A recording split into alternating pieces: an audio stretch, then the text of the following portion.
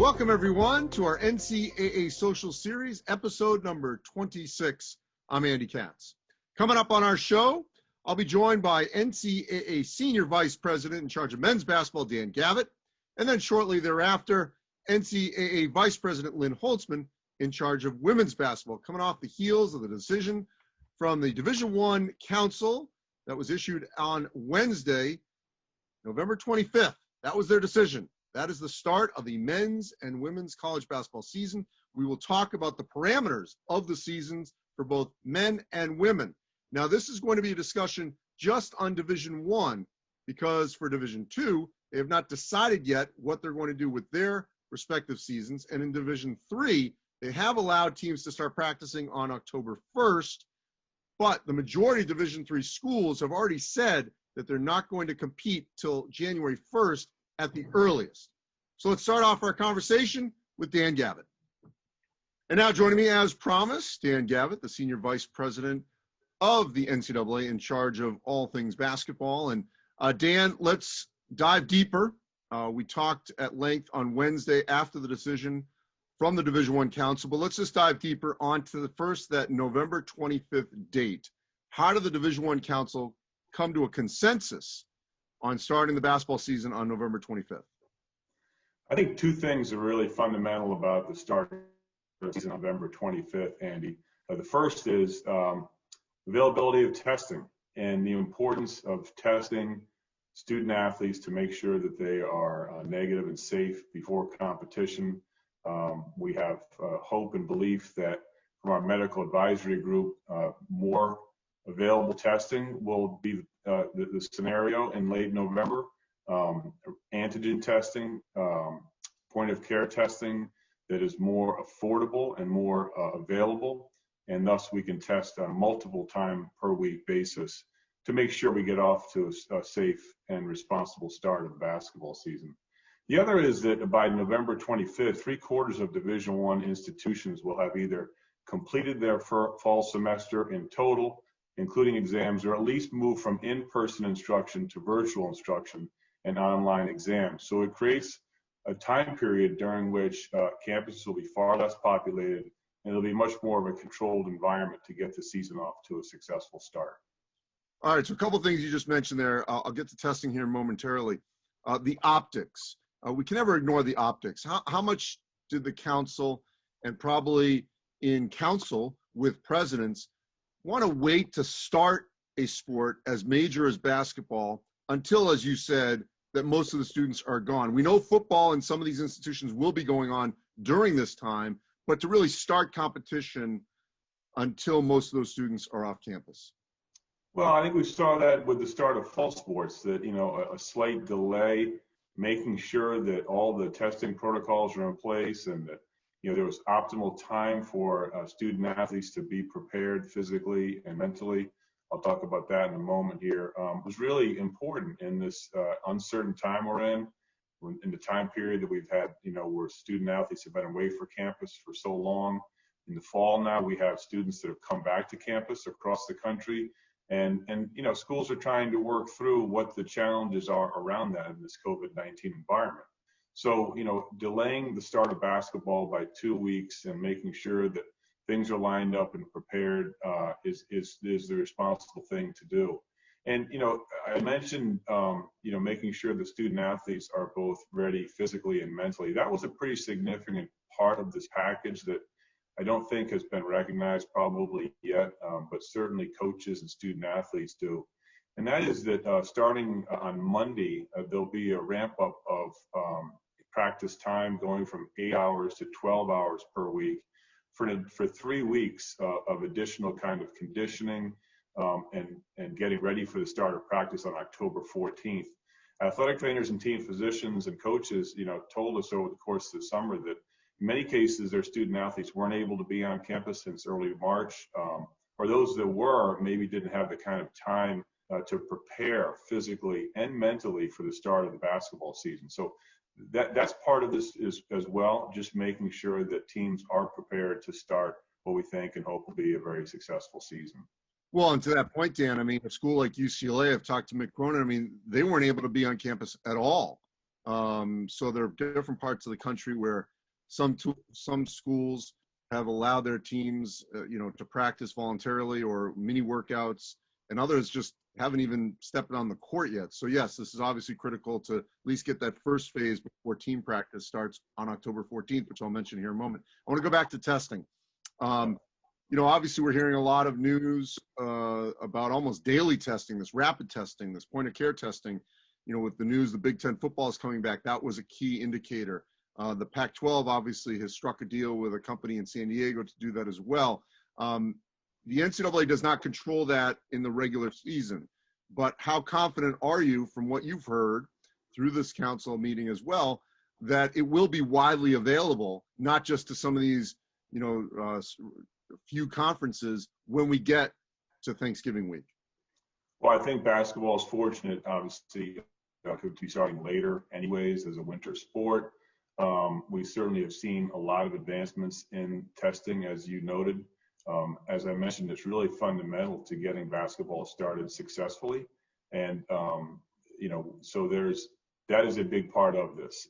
While Dr. Brian Hainline, who I know has been a regular guest in the social series, has a newly formed COVID-19 medical advisory group that is inclusive of many members of the membership, team physicians and experts in epidemiology and infectious disease. And, they have a cautious level of optimism that the testing we need to do basketball and to do it safely is going to be available in late November.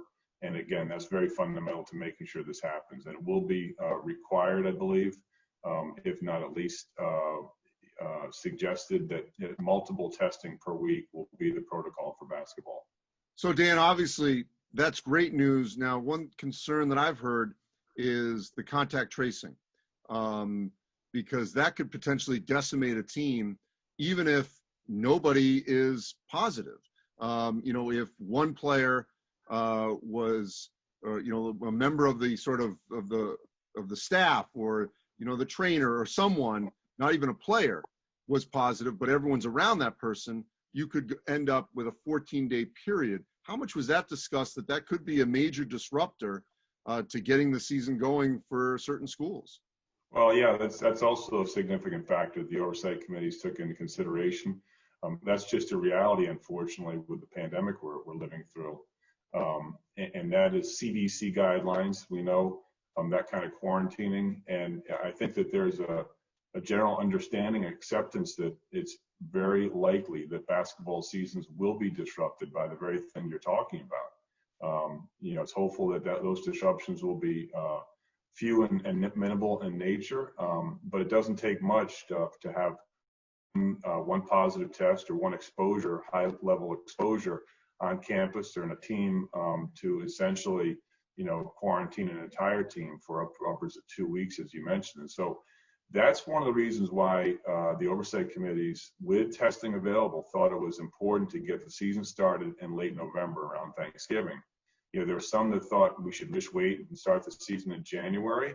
But one of the challenges with that is that once you have disruptions, as you know, if they do happen, then you have far fewer play dates and far less time to get a full regular season in. So that's part of the plan here too, is starting in November to provide 6 weeks or so of opportunity to play games, and like I said, a less populated and more controlled environment before the second semester begins. But we will continue to monitor this. This is the first decision, and hopefully the last if things go well. But if things don't pan out the way we hope and expect that they will, we'll have regular check-ins every couple of weeks on the availability of testing, how things are going, and if we need to pivot again in order to have a successful start to the season, we will consider that. But we're confident that as of right now, as of this week in mid-September, that the plan is a solid one to get basketball started successfully around Thanksgiving. So Dan, one of the things that has come about in the last couple of years for sort of student athlete rights has been sort of a mandatory break around Christmas to get those students off of campus and away from basketball and with their families. This is an unprecedented year. Obviously, schools have canceled sort of the mini fall break. They don't want students going home and coming back if they're on campus.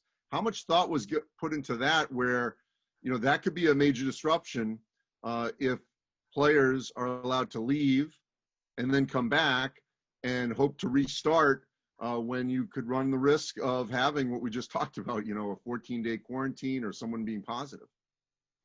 Yeah, it was a significant consideration, Andy. The medical advisory group was asked that very question, and they actually thought that the risk was not significantly greater by having student athletes go home for 3 days of a winter break over the holidays than it would be if they were otherwise on campus and going out and doing things around school.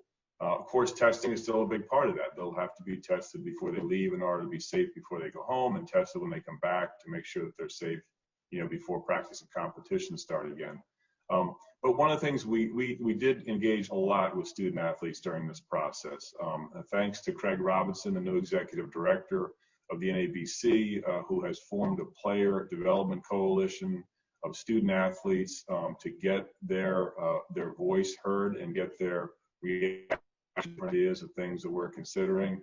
The overwhelming feedback we got from those student athletes and others on the women's side was that winter break was really important for their mental health, for their families to get a break away from the game. And so we wanted to honor that legislation stays in place, and schools and conferences will have to plan around that. It may be wise this year to add a couple of extra days after the holiday break before competition starts again. But I'm confident that our conferences and schools can do that and will do that, for the benefit and health and safety of the student athletes and everybody around the program. So one other thing, Dan, before we get into the season and some questions related to that, eligibility. This has come up obviously with fall sports, where it's basically a write-off. You can come back if some of these fall sports happen and they only play 4 games or 4 matches or what have you. What kind of discussion was given to the winter sports, obviously notably basketball, about whether or not these athletes can get this year back if we know there's a minimum here of only 13, if hypothetically they only play 13 games this particular season? Yeah, great question, Andy. The council has not yet dealt with that for winter student athletes, including basketball. They are planning to do so at their October meeting.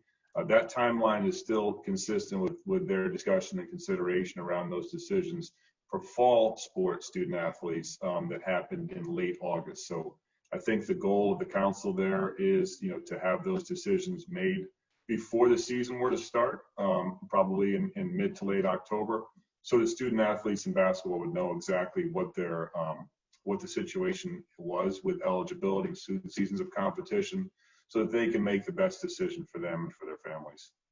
All right, so let's deal with the parameters of the season. The number of games, a little confusion here, and I think when we say 4 less from 31, unfortunately in basketball, because some play tournaments, some don't, let's try to simplify this for those coaches and tournament organizers out there about what you can do in men's basketball in terms of number of games this season. Yeah, so the maximum number of games was reduced by 4. And the reason it was reduced by 4 is that we lost 15 days of the season, essentially 2 weeks. So if you figure 2 games per week, 4 play dates, that would be a reduction of 4 games overall. In simplified terms, Andy, that goes from a maximum of 31 to 27 if you play in an MTE. If you don't play in an MTE... I'm sorry, an MTE is a multiple team event for those that aren't familiar with all our acronyms here. Go ahead. Yes. Think Maui and Maui Invitational, Battle for Atlantis, MTEs such of that nature, and many, many others take different forms. So before this, if you were playing in an MTE, you could play a maximum of 31 games if you were in an MTE, or 27 if you, 29 if you were not in an MTE. With a reduction of 4 games now, the maximum is 27 if you're in an MTE, or 25 if you're not in an MTE. All right. What about minimums? I just mentioned it, but explain why that number 13 came about. Sure. So this is both a sports sponsorship and a championship issue. Sports sponsorship wise, you have to play a minimum of 25 games in order to to qualify as a basketball program at the Division I level in a normal year. That number was reduced to 13, 50% of that number because of the pandemic that we're dealing with. For championship eligibility this year, it'll have to be 13 Division I games in order to be eligible. So, again, schools and conferences can have the flexibility to figure out what those games are, whether they be conference games or non-conference, or some combination thereof. But in order to be eligible for the NCAA championship, 13 Division I opponents is the minimum number of games. So non-conference was not mandated, but what was the suggestion? Yeah, so the council, the oversight committee, the basketball committee don't have authority in determining how many conference games are played or non-conference games or the mix therein. But in this time of uncertainty, the basketball committee, in trying to help with decisions around scheduling, especially as it relates to the NCAA basketball championships, wanted to provide a little direction they thought was in the best interest of the game overall, in the best interest of the tournament selection and seeding process. And so they made a recommendation of a minimum of 4 non-conference games. It's still just a recommendation. It's not a mandate, but hopefully it provides some guidance and direction to the membership as they make decisions on scheduled games, participation in MTEs, a conference schedule, what that may look like. And that's, again, feedback we got directly from student athletes. While they appreciate their conference schedule, they do want to play in some number of non-conference games. So we hope that will be the case. It leaves the decision making at a local level around what those non-conference games would be. They could be MTEs, they could be conference challenges, they could be local rivals. If schools decide that local regional play is safest and most affordable without overnight stays, all of that is up to the institution to decide.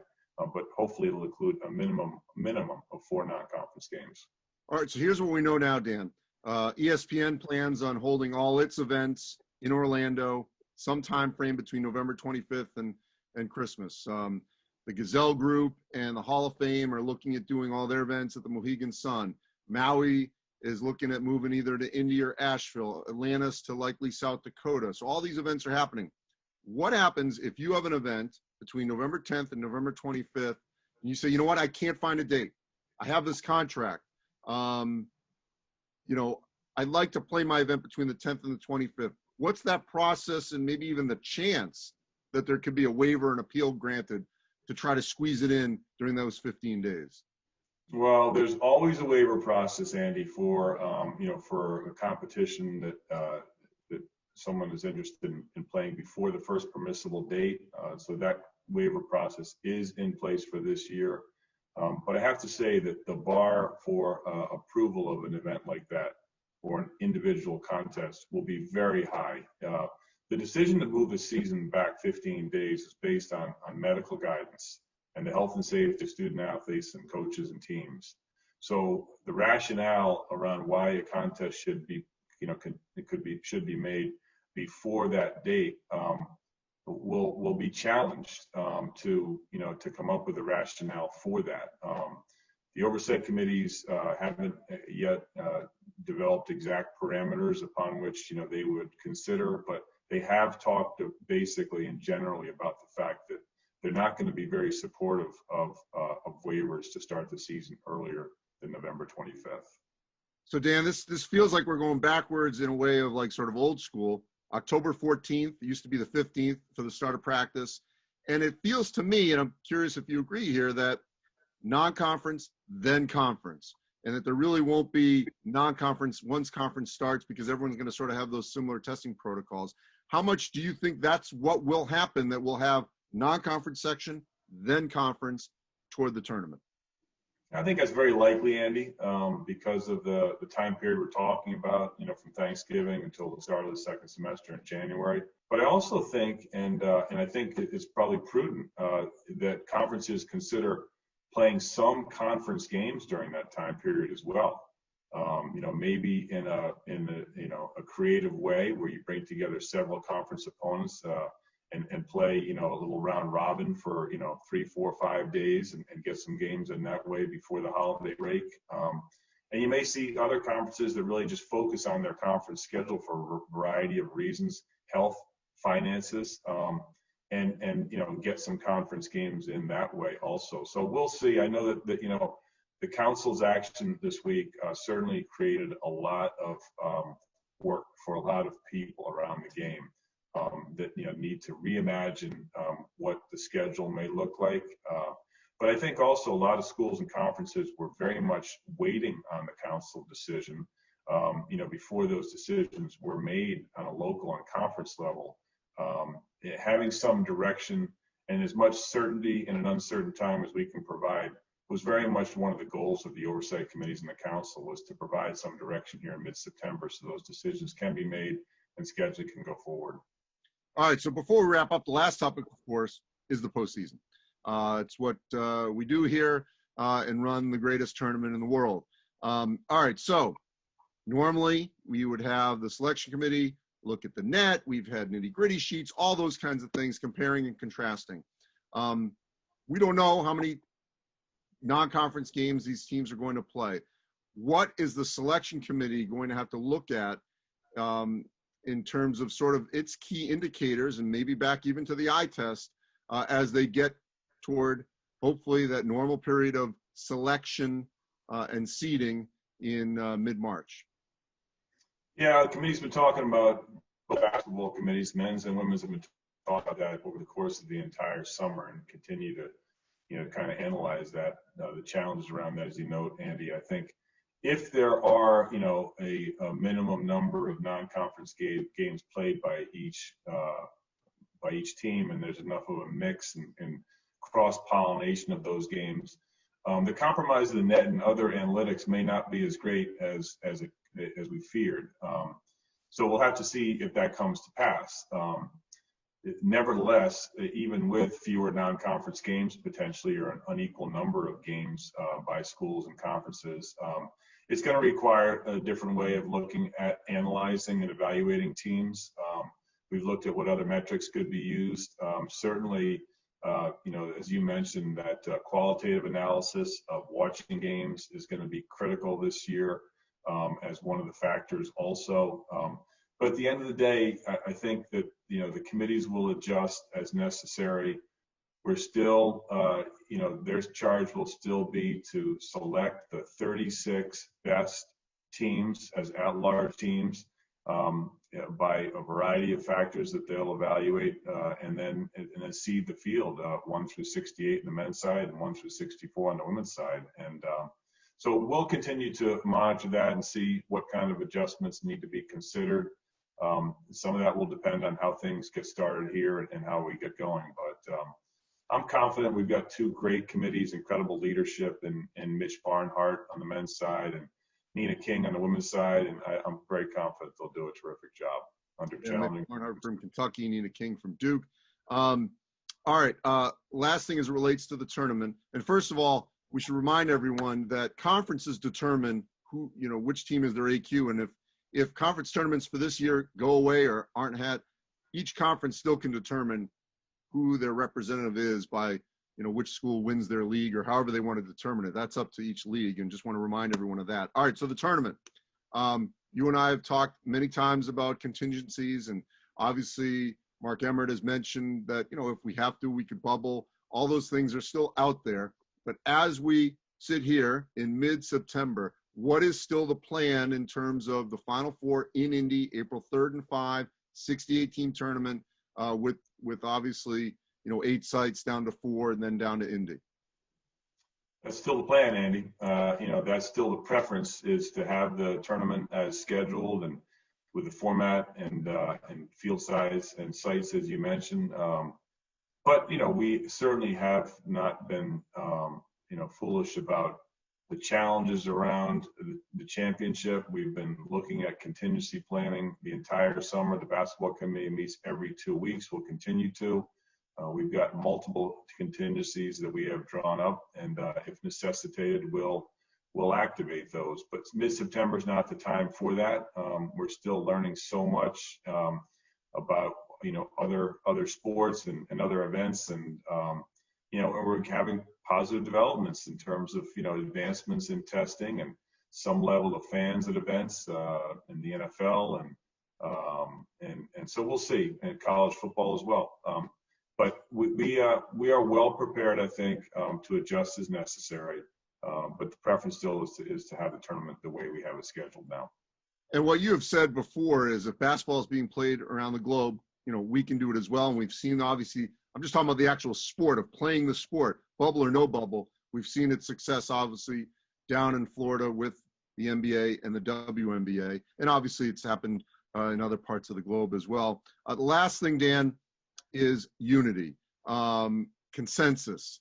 I don't want to disparage another sport, but the reality is basketball has come out with one voice. This is what we want to do. This is the consensus. And it has been universally embraced.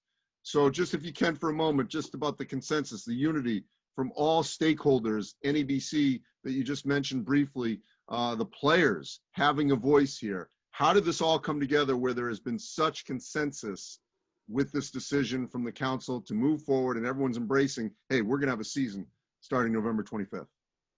Well, I think basketball is fortunate in timing. It is mid-September. We've had, months now to kind of watch, learn, and listen and work together collaboratively. As you mentioned, we've had great leadership in the Oversight committees. Judy McLeod, the chair of the Men's Oversight Committee. Lisa Campos, the chair of the Women's Oversight Committee. Great leadership of the council with Grace Calhoun as the chair. Our conference commissioners, the NABC, Executive Director Craig Robbins, as I mentioned, retiring, and congratulations to Reggie Minton, the Deputy Executive Director, longtime friend and an incredible leader in college basketball. Danielle Donahue from the WBCA. Coaches, athletic directors, commissioners, certainly all 32 commissioners, as well as Lynn Holzman, our Vice President of Women's Basketball, who's been an incredible leader throughout this entire process as well. I think that we just, looked at it the old-fashioned way. We worked, hard, communicating over the course of the summer, getting all perspectives considered, both internally and externally. Event operators and television executives, and you name it, all the about the game, and trying to get to a consensus. As you mentioned, it is a consensus. It is a grand compromise of sorts. It is not one size fits all. That's the case with the start of the season. It'll be the case during the season, and likely even with the NCAA championships. This is an unusual year and season, but it's going to be a great one. And I think the fact that we've been able to get to some consensus that makes sense and can start the season in a safe and responsible way is exciting and encouraging for the game. And now we've still got a lot of work to do. We have to continue to monitor how things develop with testing and how practice and preparation of the court and game operations and those kind of advancements. But I'm encouraged that the basketball community that is so great kind of came together, and everyone kind of put in a little bit, made a little compromise here and there, and we got to a place hopefully where there is unity and a hope for a good start to the season that will lead to a great finish to the season as well. Well, Dan, I appreciate it. Tremendous work. This is just step one. Now we got a plan, we got parameters, and everyone's going to work hard to make this all happen, beginning with practice, official team practice on October 14th, the start of the season on November 25th. Thanks, Dan. Stay safe. Thanks, Andy. Good being with you. Stay well. And now joining me, Lynn Holzman, NCAA Vice President in charge of women's basketball. Lynn, let's first deal with the consensus here, the unity that we saw from men's and women's basketball in coming out with, when I say one voice, I don't mean one person speaking, but one voice in terms of, one goal in mind, which is to have a season, have a tournament from that Division I council meeting.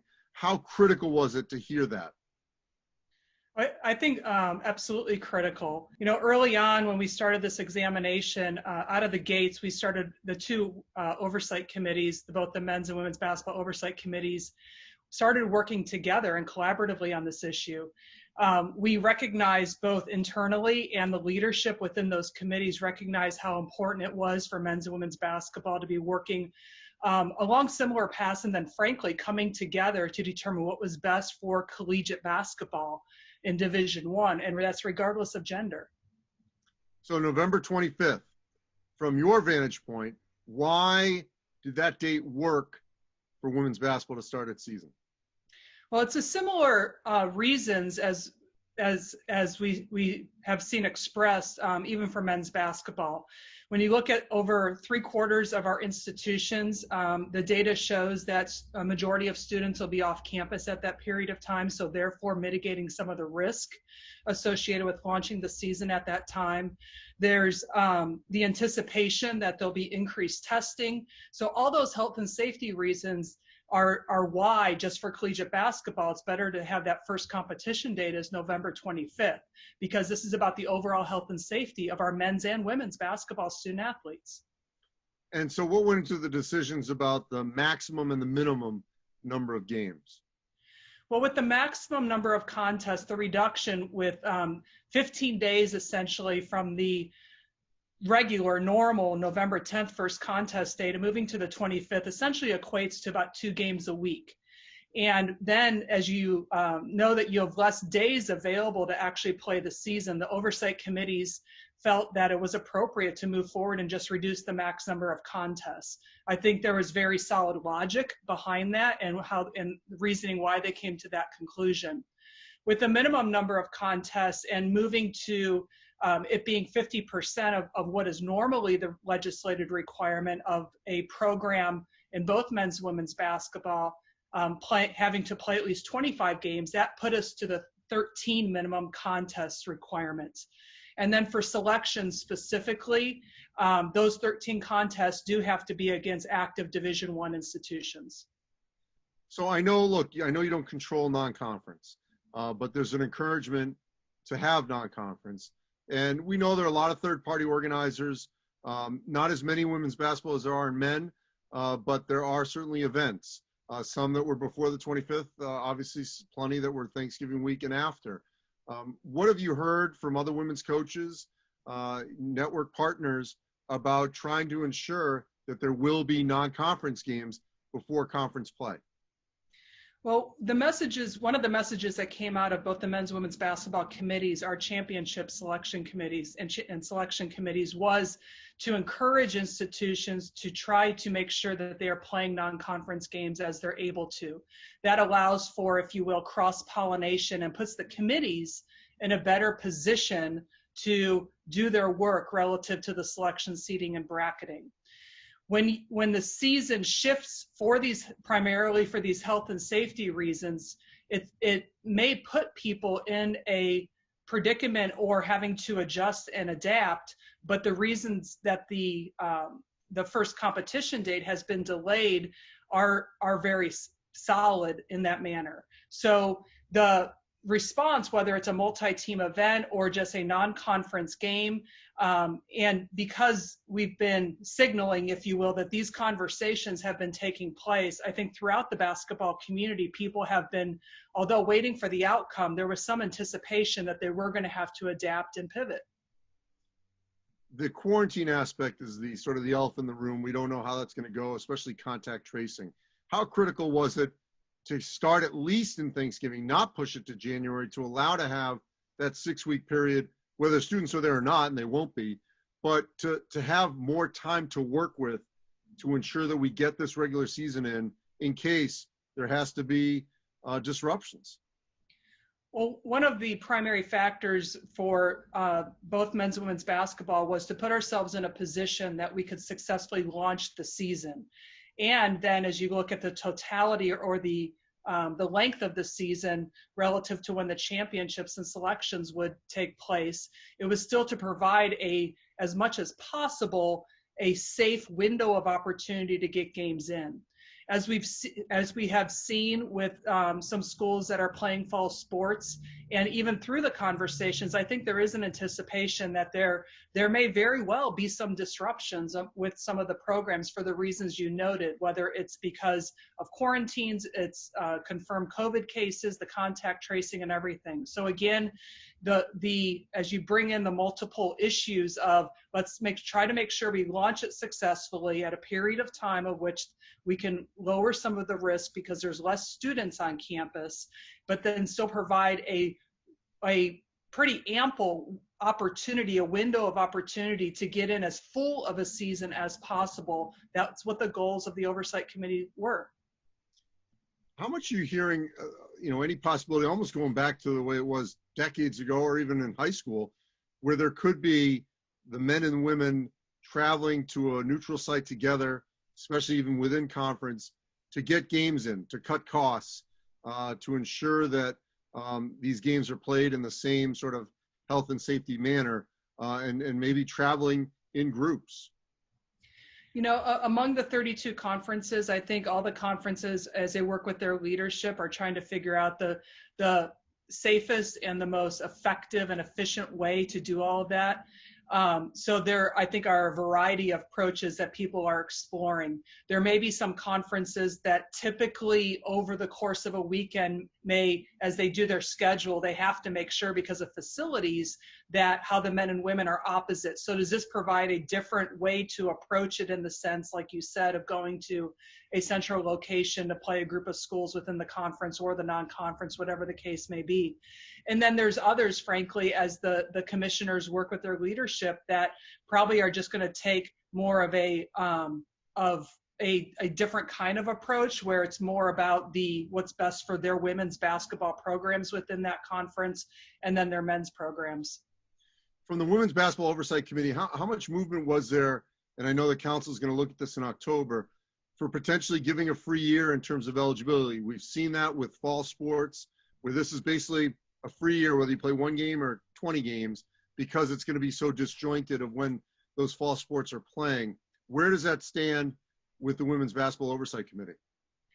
Well, given all the heavy issues that the committees were just dealing with, they really haven't walked up to that specific issue themselves. Obviously, as you said, we can look at the examples of what the council did relative to fall sports and then surmise that there may be a similar approach. But as we've said all along, this was kind of the first bucket of issues that we needed to get some clarity on and for the council to make decisions, and then we move into other decisions that need to be made.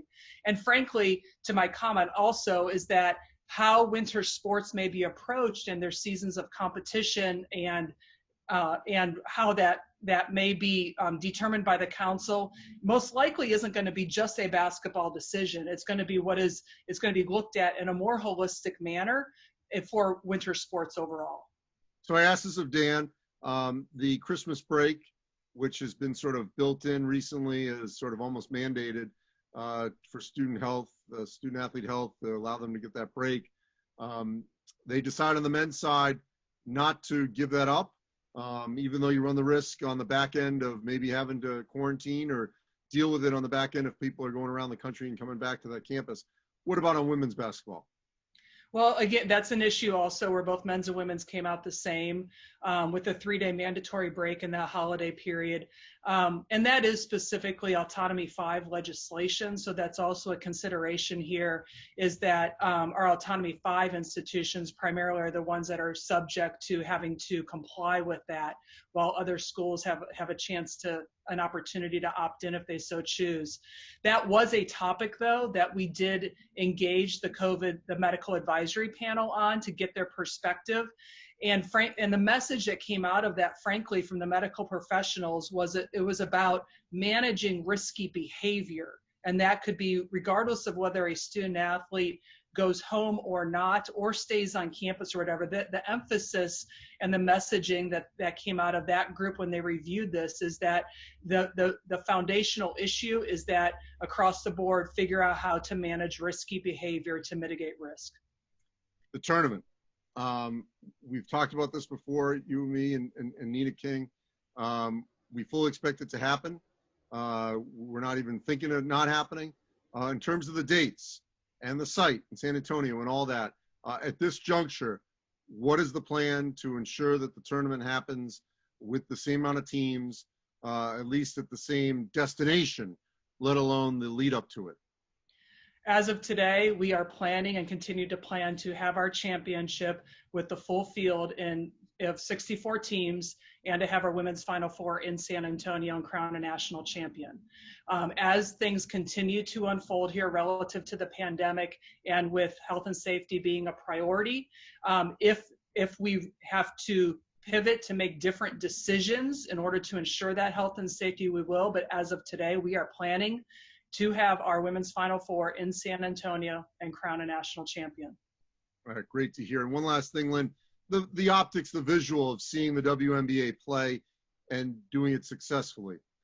The sport of basketball in the middle of a pandemic. I know they're within their own bubble, but how much has that helped in getting the women's basketball on the college side going and saying, look, you can play this sport if you do it, within the health and safety parameters?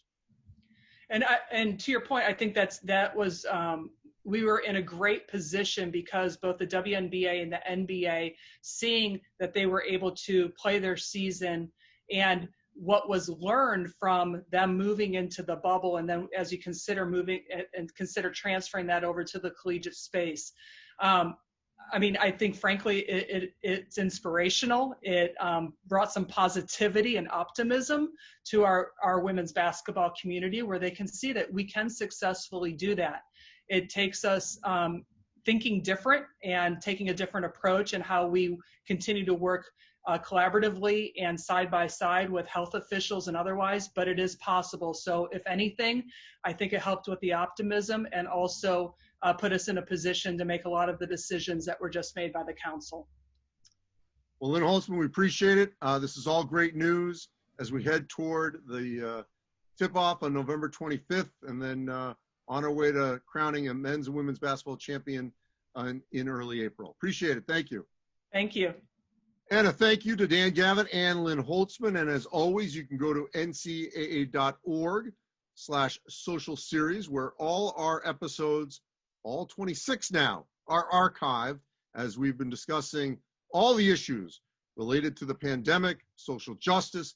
We are continuing this indefinitely every week here on Friday nights, where we debut the show on our NCAA social media platforms. And this topic of the college basketball seasons, we certainly will hit throughout the next couple of weeks at different points as we see it sort of formulate, and the parameters for that continue to be basically put in place going forward. Appreciate everyone, the engagement we're seeing on this channel, on this show. We'll talk again next week. Stay safe, everyone.